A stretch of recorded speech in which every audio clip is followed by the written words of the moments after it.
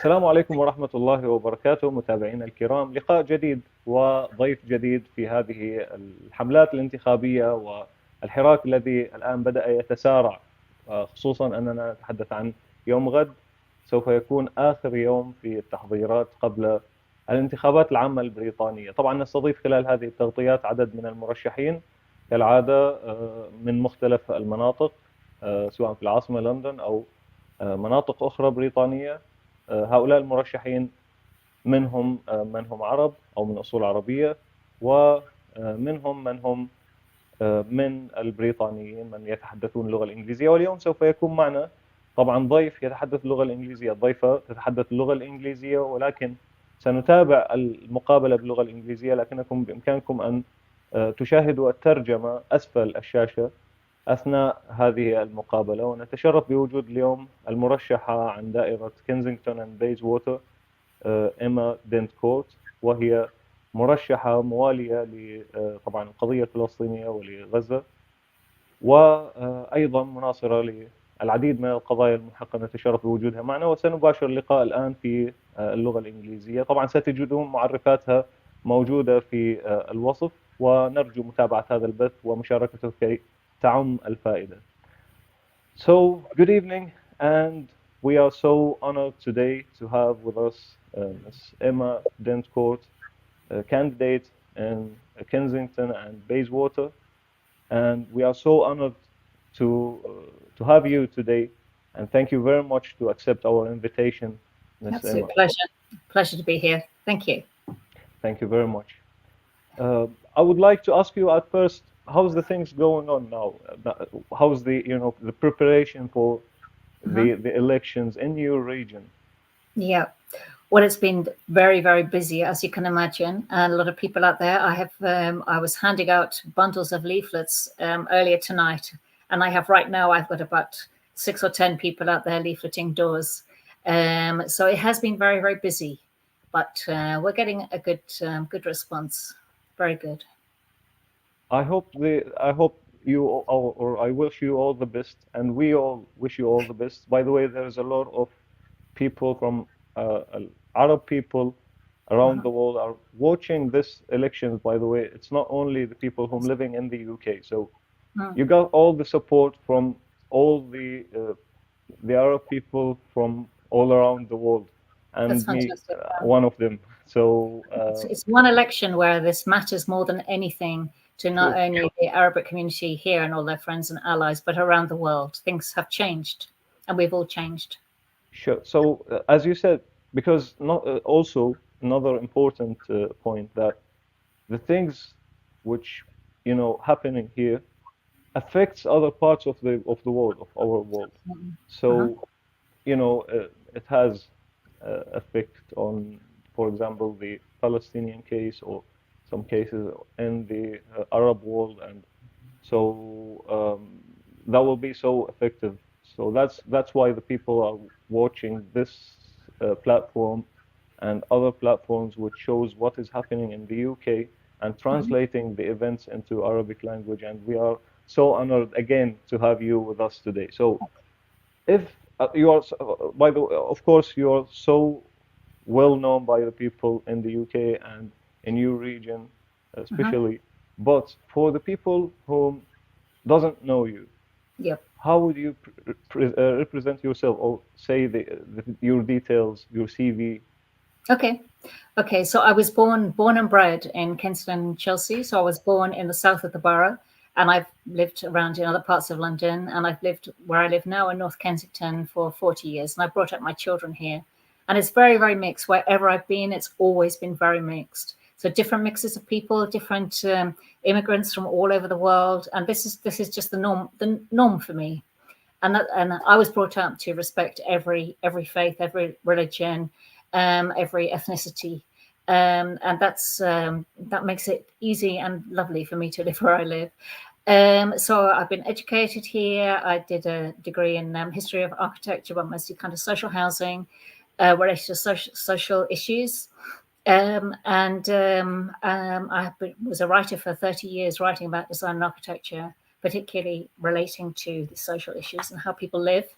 And I became a councillor 18 years ago on Kensington Chelsea Council for Labour. I left a year ago. I couldn't stand to be in the Labour Party anymore, and I'd been a Labour Party member for 40 years, and it broke my heart that the Labour Party has changed so much. So as far as I'm concerned, I'm where the Labour Party should be and isn't anymore.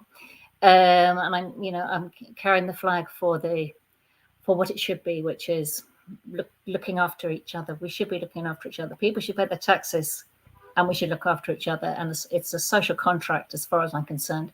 I still write about the built environment and buildings and so on, where it relates to how people live. And I'll continue to do that. I've written 3 books, and I do sort of academia as well as politics when I have time. Why did you choose to leave the Labour Party and be independent? Okay, so I became, I was by surprise elected as a Member of Parliament in 2017. That was under Jeremy Corbyn. And I was delighted to have a leader whose values I shared. And it was the first time for me. I'd stayed with the Labour Party through lots of ups and downs, including the Iraq War, which I found really, really difficult. But obviously I had the same values as him. I've always had those values. So I was elected by 20 votes, just 20 votes in 2017. And then I was voted out by 150 votes in 2019. So that was very narrow loss and a very narrow gain. So I can't remember what you asked me now. What did you ask me? I've lost my thread. So anyway, I'm standing up for local people that I live with who don't have a voice. That's right. To be with the people, to be from the people, to talk freely without any, difficulties in expressing. Exactly. The party had changed a lot last year. It was already changing. All the social values were going, and there was a week where the party suspended Diane Abbott I became quite friendly with her and afterwards, actually, when I was in Parliament and afterwards. And she has such hatred leveled against her. It is unspeakable. I don't know how she manages it. And they suspended her for something very minor. How could they do that? And then there was a whole week of things which I could not stand, policies that they were dropping. And I thought, this is not the Labour Party anymore. It was making me quite ill to be in the party. And I left sort of overnight. I couldn't bear it. I was leader of our Labour group of councillors on the council, and I resigned overnight. I couldn't bear it anymore, and I suddenly felt free so that to express what I think is right. To help people as we should all look after each other. I think that happened during the initial problem between the members of the Labour Party and Jeremy Corbyn. It was after that, yeah. It was so Jeremy had already so it was 2020 that he was no longer leader, and Keir Starmer had become leader. And then during the following period, we were just losing all our social policy. And I found that very difficult. The area that I live in North Kensington, people think Kensington and Chelsea is very posh and smart and lots of wealthy people. But in North Kensington, we have the poorest ward in the whole of London. And that ward, by chance, is 1/3 Muslim. What does that tell us? It tells us that we're not looking after people properly. I'm sure a lot of them could do better if they were looked after. I find that very difficult. So that's there's no excuse for that. There's no excuse for it in a wealthy area to have people that poor. There's no excuse. Regarding to the people, how do you evaluate the Britons and the Britons participating in this elections or interaction for this elections? It's 40% this election. So is it good? It's really interesting. This election is very interesting because obviously I've been out door knocking for local and general elections for a very, very long time. A lot of people are still undecided today. So we go out and talk to them and say, no, it's not Tory or Labour. It's not Tory or Labour. You've got me now if you want. And you know me because I live here. And if I make a mistake, you come and bang on my door and tell me off. I care about the same things that you care about. But a lot of people are still undecided. And I'm not sure about the predicted turnover. I'm really not sure. And certainly where I live, there are a lot of people who have always voted Labour who won't so they may stay at home. They may or may not automatically. vote for me, but I've been endorsed by the Muslim vote, which was huge for me. It was a real honor, actually, that they had endorsed me. And I know that when I go out and about, and I've been to the mosque several times, and say, "Oh, it's fine, we're fine. You can see on the phone, we've got you. We've endorsed you. We sent this to all the family. They're all voting for you," which is lovely. So I know a lot of people will be voting who maybe don't normally vote, and there are people who maybe always vote who may not vote this time. Who knows? It's a complete mystery. Yeah, that's true. You said something about the people. Some of the people were confused. Who will they choose in this election? Especially that there's like statements from the both parties, Labour and Conservative, talking against something that essential, like protecting human rights. So there was so confused, and then the issue has been solved by the independent candidates, and now they are a choice, a real choice for the people, for the voters. And in this point, what would you like to say or give like a piece of advice for the voters in this election? Okay. So it's very difficult because I'm in a group of independent parliamentary candidates, and we're all socialists. And there's other independent candidates who aren't socialists. They maybe have one issue that they're concerned about, but I'm in a group of them. We all look after each other and support each other. But it depends the area on you're in. And I say, look at the candidate, look at the person. Don't look at the party. Don't look about what they're saying. Look at their record. What do they stand for? What is their background? What have they done? The words are one thing, but what they've done in the past is another. And there's an awful lot of politicians coming in who have no relevant background at all. And you really have to think about that. What have they been doing in the past that actually qualifies them to stand up and look after people? Because it's a really tough job. As a member of parliament, you meet people in the most terrible situations, really terrible situations. And you have to empathize with them, even if they've done wrong.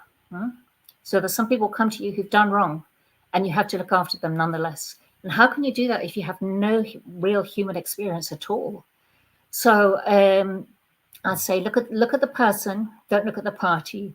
There are some Labour MPs who've been MPs for a long time who are very good people, and they are standing again because they want to look after their constituents. It's not a power thing for them. But I would say very much look at due diligence on all your candidates and choose the person who has the best experience. How's the relationship between you and the locals in Kensington and Bayswater? You talked about the experience, and that's very important thing. But also there is a kind of connection, a kind of trust, let me say, between you and the people in the area. And that's why you're the one of the important choices for them to vote for. Exactly. So if there are some communities where if you've helped one person with their housing, everybody knows. Or you help my auntie or whatever, or my neighbor or something, everybody will know. So I've been around a long time and I've done my best. I can't always help people, but I've always done my best, and I've treated people with respect. And that trust is huge. You can't buy that for all the money in the world. You cannot buy the trust of people who are going to vote for you. And I'm sure there are people who think I haven't done enough, but I've always done the best I possibly can. Most of the time I get an awful lot of love from people. I really do. Quite extraordinary, especially now because everyone's thinking about the election. I think, okay, I'm going to go to the shops or something. I had to have another 15 minutes for stopping time because people will stop and chat and shake me by the hand and all of that. It's lovely, actually. Yeah. It's nice. So you've got a moment of lots of love. Yeah, it's you can't buy that trust. We'll talk also about the the relationship more deeply, and we'll talk about the locals or the people of Kensington and Bayswater, and regarding to the area where they live now.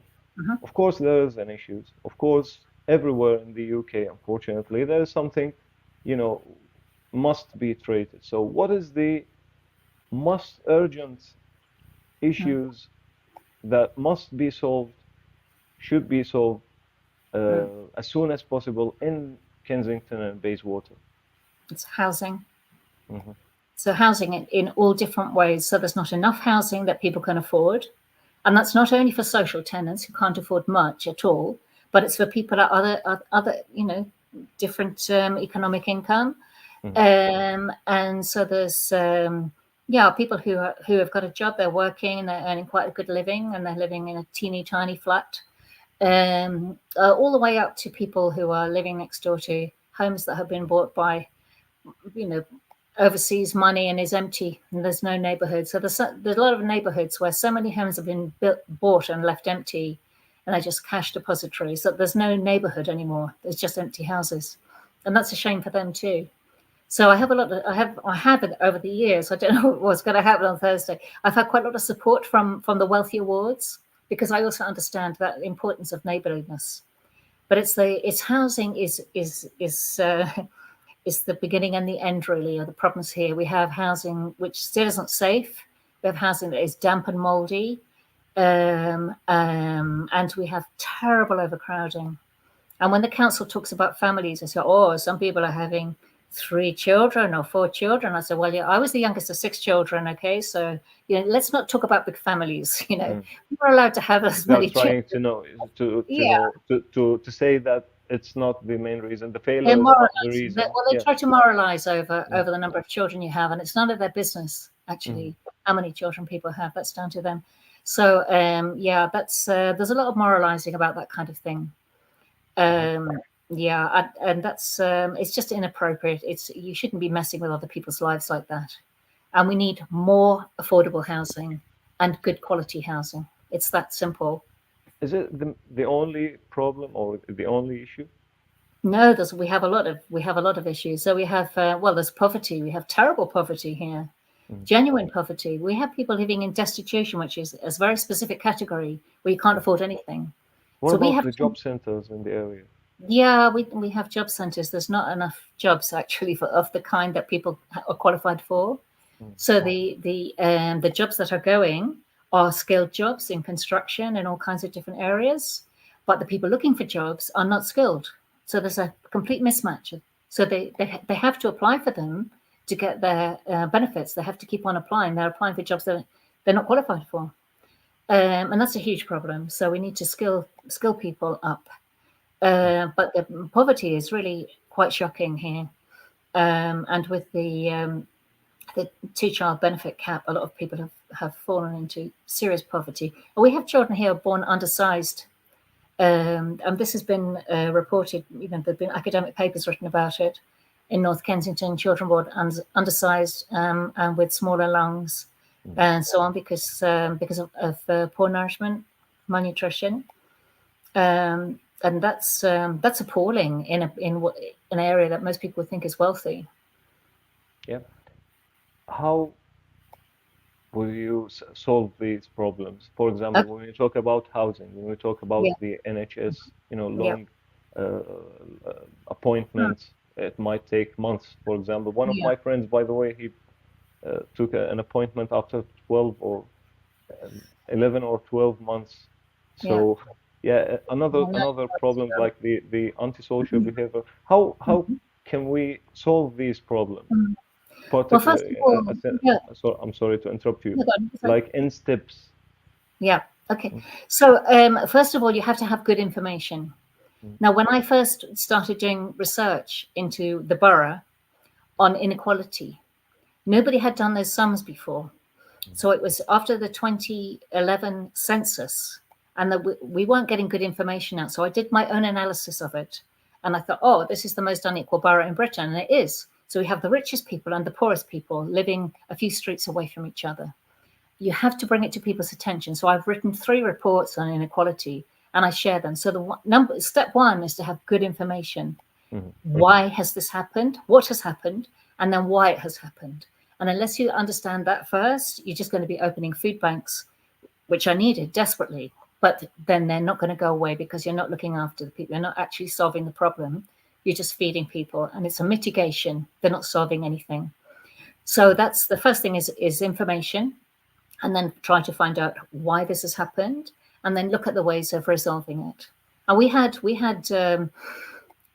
just last night, we had a double shooting last night, just down the road from me. 2 young men at the 15 and 16 were shot. And this hasn't happened for a while. Mm-hmm. But I know the school they went to, I know how some of these children are treated in that school. They're treated very badly. And once they fall out of school or they fall behind with their classes, there's no help for them. There's no proper support. So there's a lot of things, and there are other people doing research on this, of how to bring children back into education. There's good ways of doing it, and just punishment is not the answer. That's true.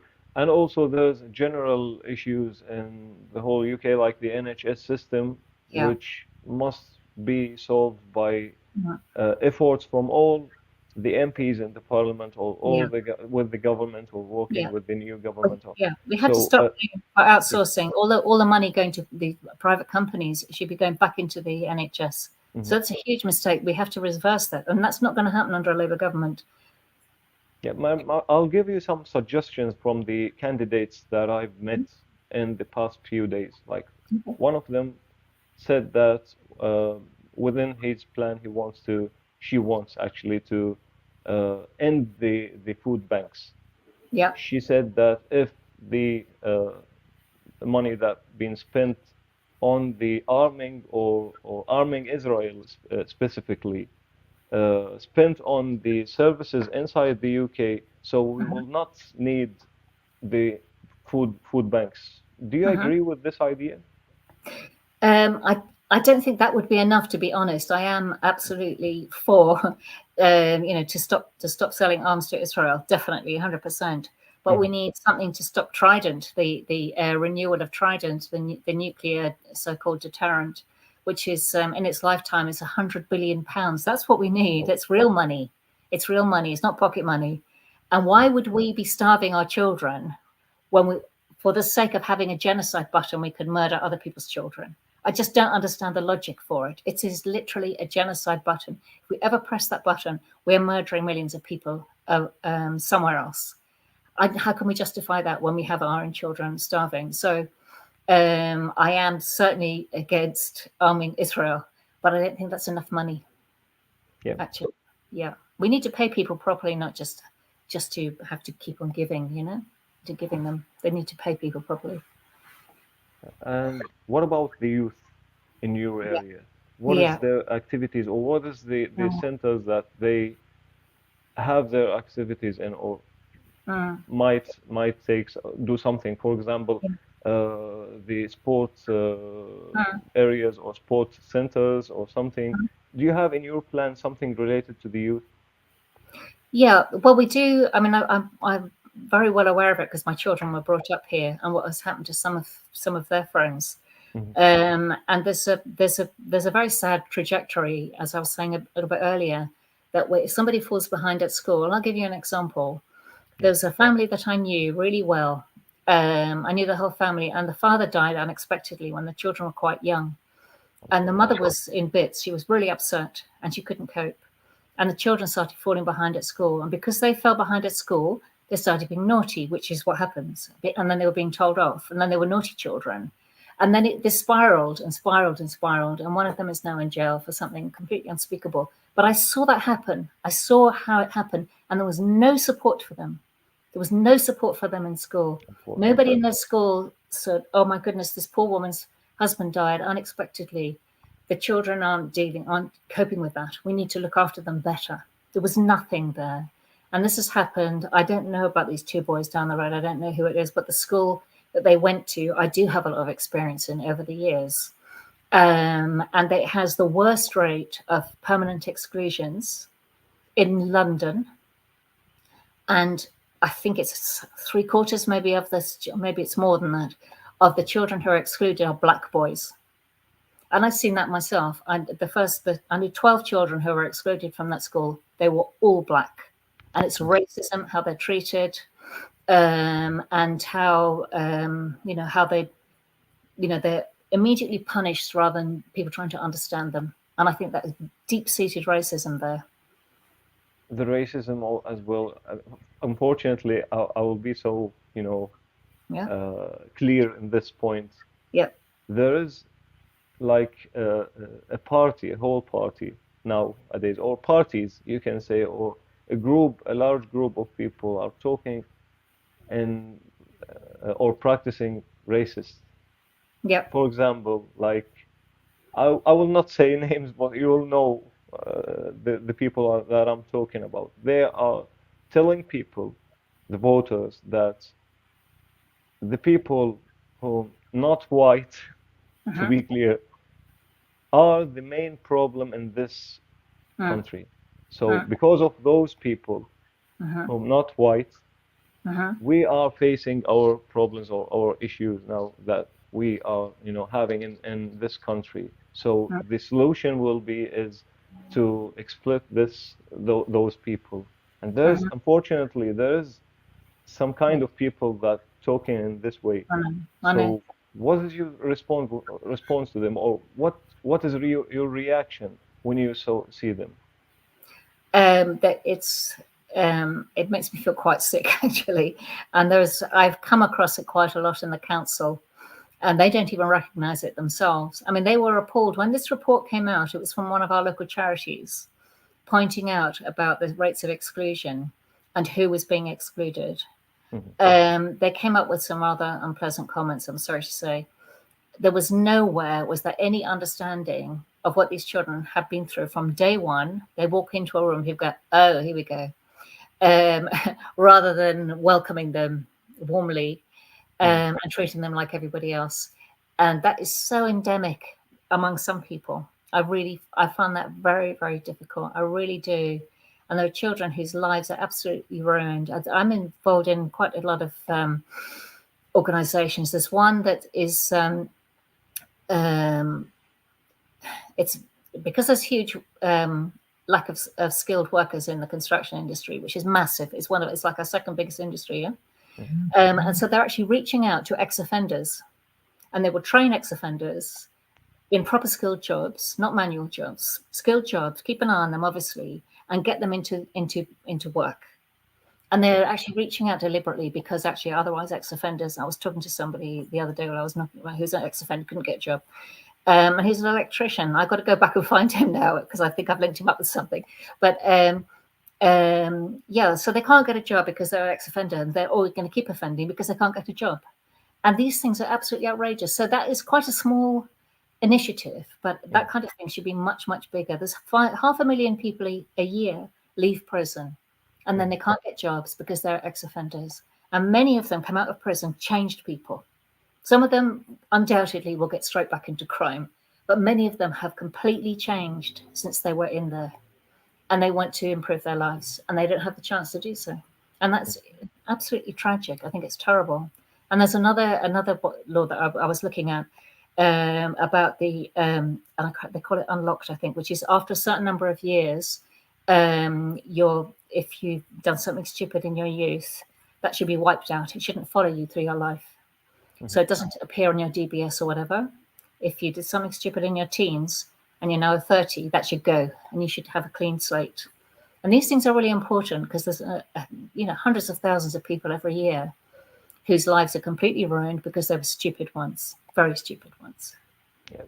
Not far of this subject, the immigration. Yeah. There's any large number of the refugees living in Kensington and Bayswater, or asylum seekers, even if there's any like hostels for them, for example, or how would you help them, for example? One of or most of the asylum seekers now are stuck in those hostels, cannot work, cannot be a part of the society, and need somebody to help them and be their voice in the parliament. And most of them talking or sent a message to the MPs, but I don't know what is the role of the MP regarding to this issue in the parliament.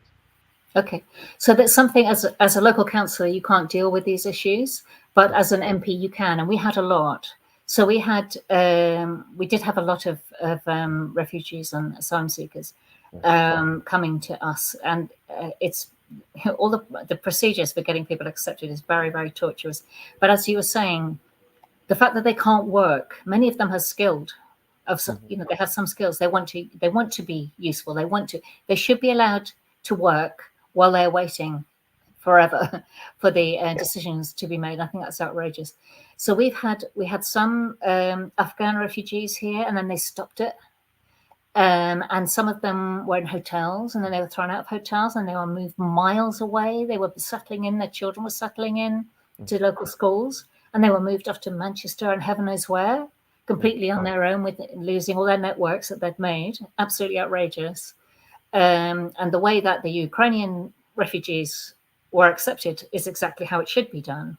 And I'm not setting up a competition here, but people welcomed some of my neighbors welcomed Ukrainian refugees, and many of them want to stay because it's safe here and they can work, and many of them speak English.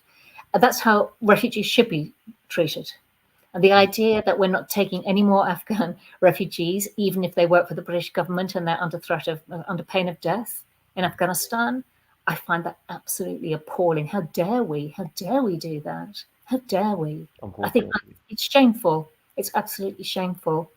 And we should welcome people. And there's 54% of residents in Kensington and Chelsea in the borough are from migrant refugee backgrounds, 54%. But still there is a problem in how to deal with the immigration issue in the whole country. I think that's because of the policy that the Conservative government was using and during the past, and I don't know what is exactly the main problem that caused this failure actually in the immigration system.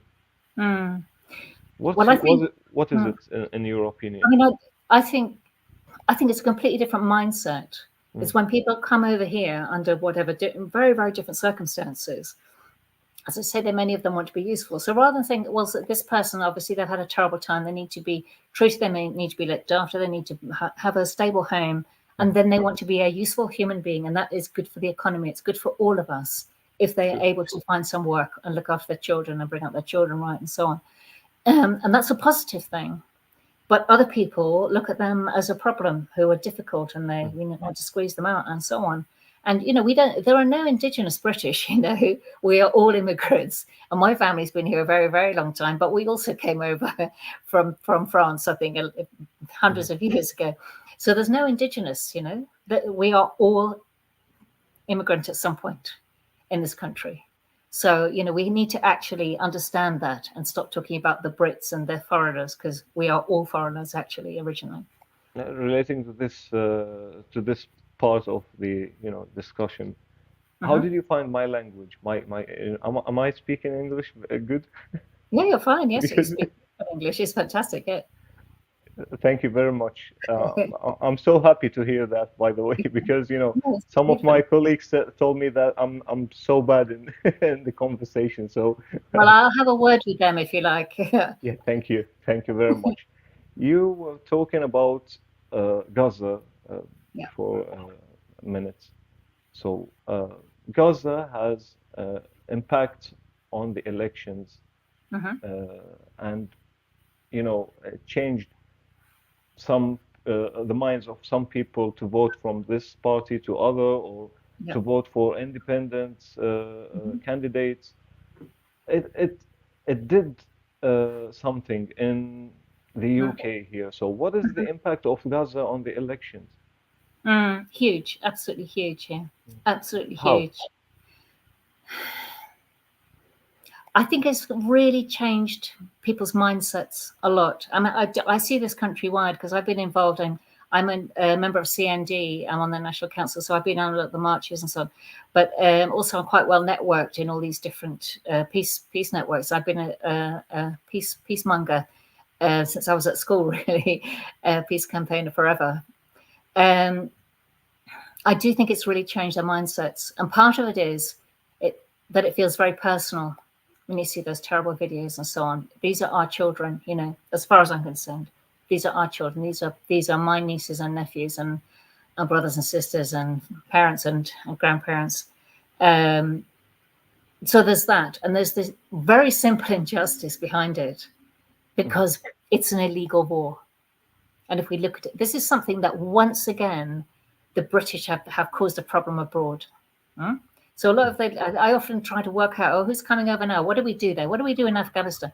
All the people who came over here, it was the way we messed up in Afghanistan. That means that people can't stay there anymore and have come over. Yeah. So we've often, all these interventions overseas mean that people have come over here because their countries are no longer safe for them.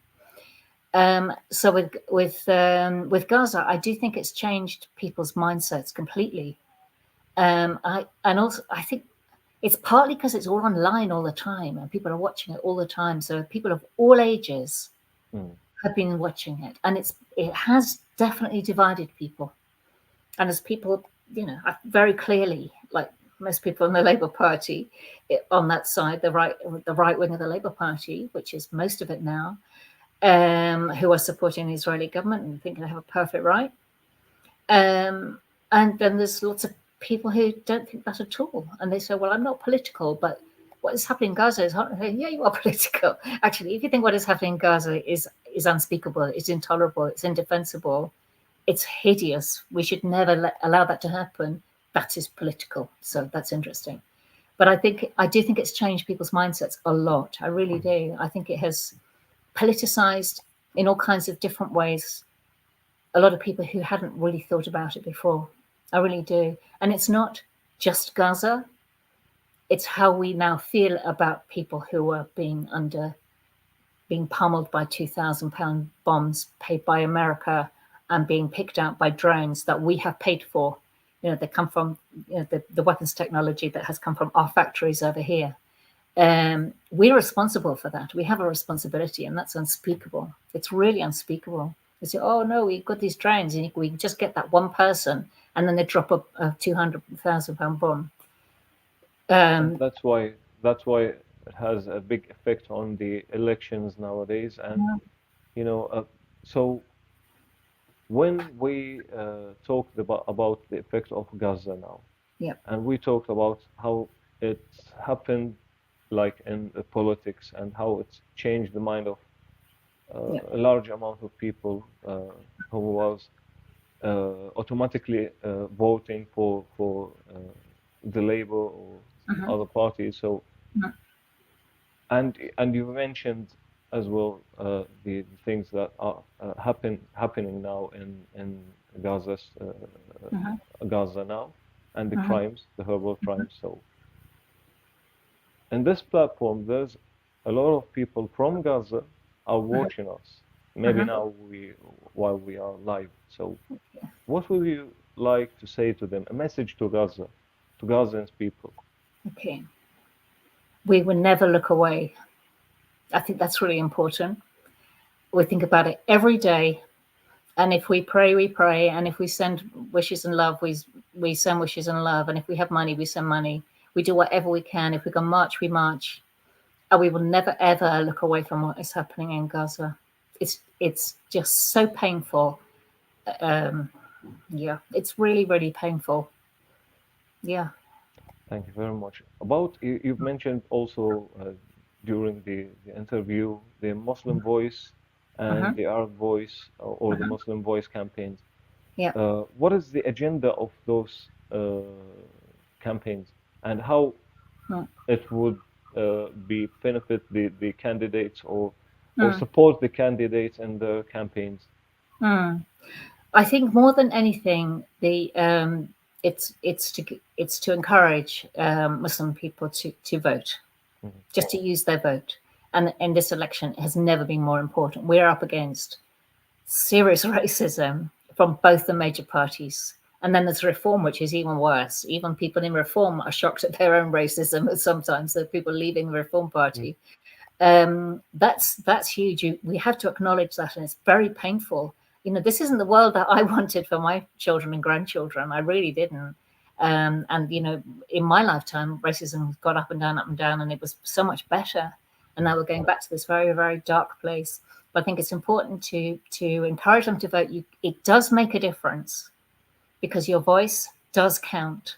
It does make a difference. And all those people who are out on marches and everything else, you have to use your vote and look at your candidates and see who is actually the best person for you. So there's that, but it's also information.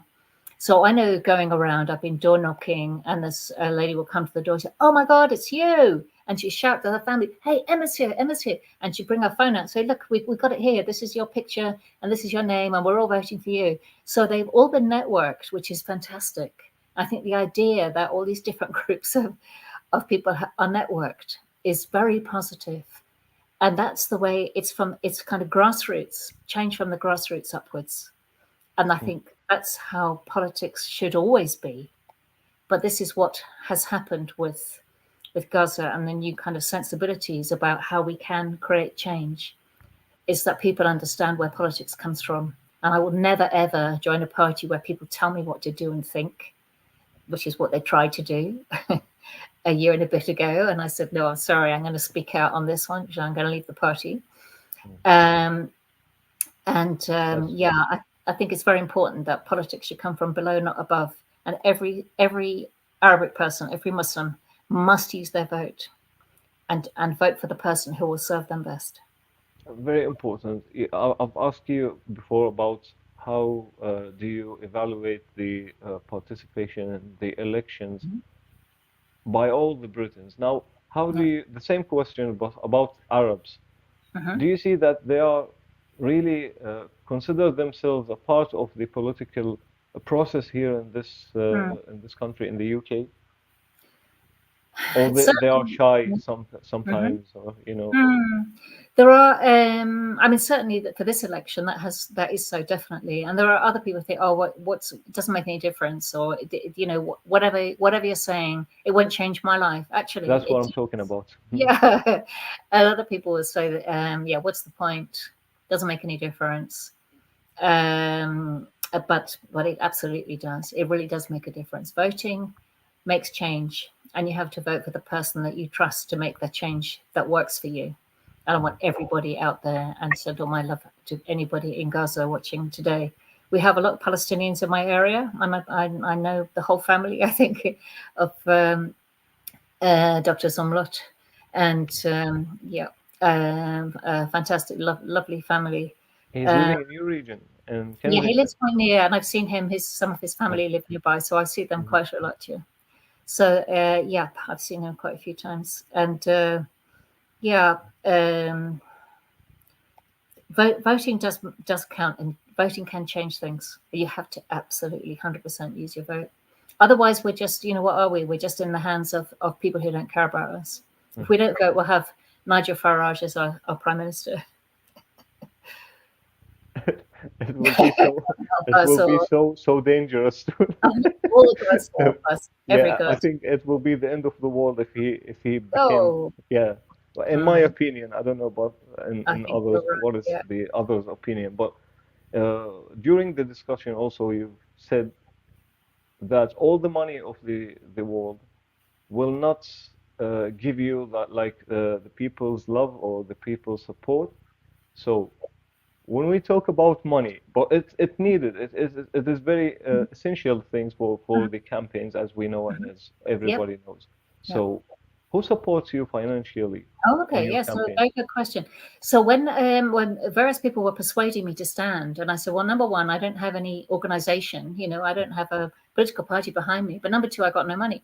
So my friends set up a crowdfunder. So you can see it's all online. There are people, some people sent more money, but a lot of it is £5 and £10 a friendly message, or £20. It's a genuine crowdfund, and we know anybody who's given a lot more, we have to register anyway, so we know them. I don't think we've had much more than a few £100s, maybe a couple more than that. But a lot of it has literally been £5, £10, £20, and I love that so much that I think because it's from the people. Yeah, 3,000. I think it's about 3,000 people altogether have donated to my fund, and that is a people-powered campaign. Yeah, that's more. I think, in my opinion, it's better than having this amount of money from a couple of person, like 5 to 10 person from the rich people who are supporting the campaign. It's much better when you get the support from the people, from the roots. So absolutely astonishing, actually. So no, it is, I and we wish did you really all well. So it's I'm accountable to them. That's true as well. So what is your message to the supporters when they support? So what do you want to tell them, advise them about how to support a candidate? Okay. Well, there's lots of ways to support. Obviously, you have to vote for them when the time comes. But anything that you're able to do, and if you can, it's a bit late to donate now, but donating. But any skills that you have, offer them your skills. And if you don't have the skills, persuade people. So sometimes people say, "Oh, actually, I can't vote. I'm not a British national." I say, "Well, have you got neighbours and friends who are British nationals?" They go, "Yeah." I say, "Well, you tell them. You can't vote, but you tell your friends to vote." So you have to spread the word, and you should always be an agent for positive change. Everybody can do that within their lives, even if they have no money at all. They can be that agent for positive change, and we have to give hope, because actually we can change things. Heaven knows what's going to happen on Thursday, but there is a movement out there which is changing the way people see the world, and we have to keep that going. I have every intention of doing that. I will never give up. I've always been, as I say, I've been campaigning on all kinds of issues since I was at school, and I will never ever give up. And we should always have that mindset that we can make life better, and we have to find those other people who agree with us and work with them to make that happen.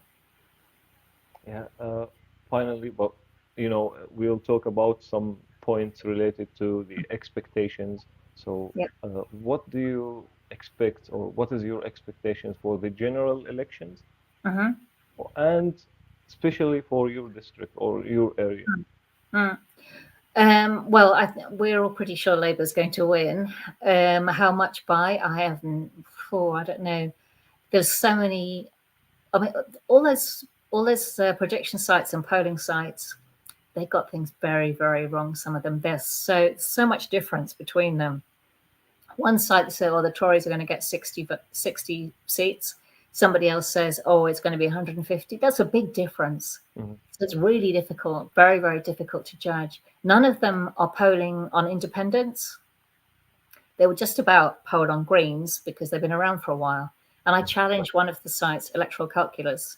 I said, "Where are the independents?" Well, the thing is, we don't know the independents. We don't know how to judge how they would do. And I said, "Well, you know me, I've stood twice before." Said, "Yeah, but."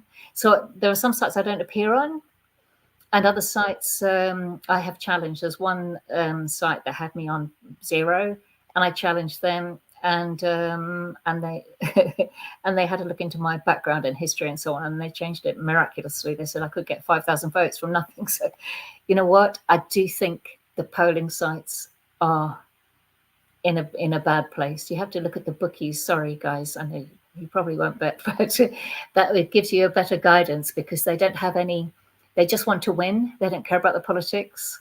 So sometimes the bookies, you don't have to put money on it to have a look at them. I'm 25 to 1. I don't know what that means, and I don't know what's going to happen. I really don't know what's going to happen to me, but whatever it is, I'm going to keep doing what I do anyway. Yeah, and that's what I will ask about it. What's what like the people when they said that when they stand in front of you and ask you, "Why should I vote for you?" What is your plan? So what do you say to them? What is your answer? Okay. So, well, I was MP before. I was a member of Parliament when the Grenfell Tower fire happened at the end of my road. And I broke my heart every day looking after people. It was horrific, absolutely horrific. But a lot of people have really appreciated how hard I worked at that time, and how much love I put into it.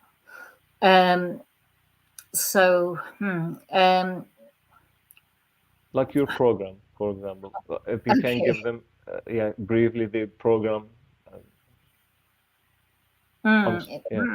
Okay, I'm not sure I can do that briefly. I'd say housing is number one for me. The council keeps saying that they have nowhere to build, and that's not true. I've got the map. I've got a map of every single square foot of land that the council owns, and I will embarrass them and say, you've got to build on here, and it has to be social housing, because all they're doing is moving people out. They've moved the African Caribbean community out. It's halved in the last few years, and they're going to do that also to all our lovely Moroccans and all our other Arabic communities. They'll be moving them out by putting up the rents and squeezing them out and making North Kensington too fancy for them. So we have to slow that down. We have to serve local people first. Mm-hmm. Always serve local people first, and they don't do that. They don't do that. So there's a lot of things that need doing, and sorry to say, the Labour Party hasn't got a clue about housing. With my background, I'm much better informed. So housing will be the step one after winning the election? Housing certainly. Yeah.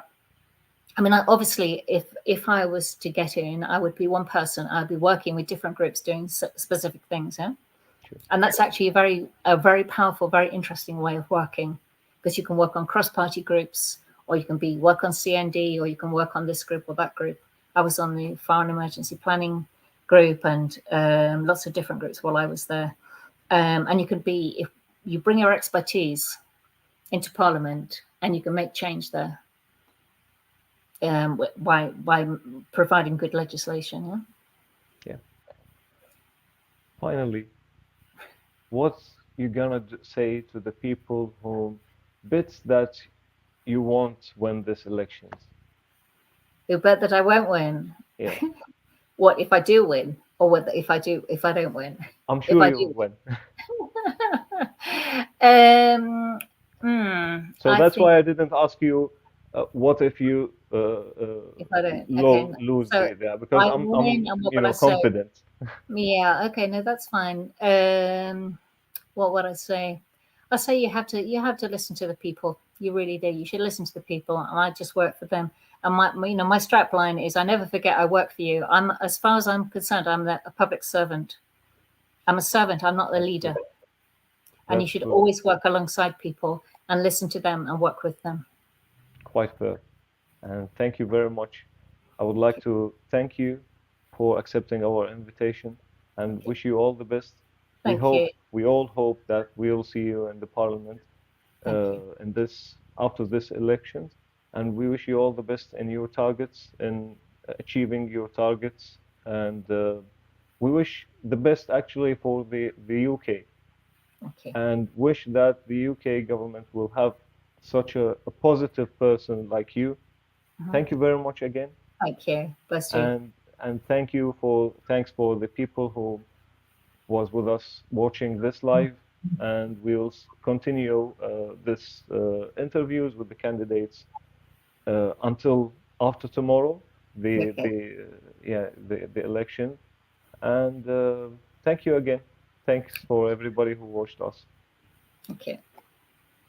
Goodbye. Goodbye.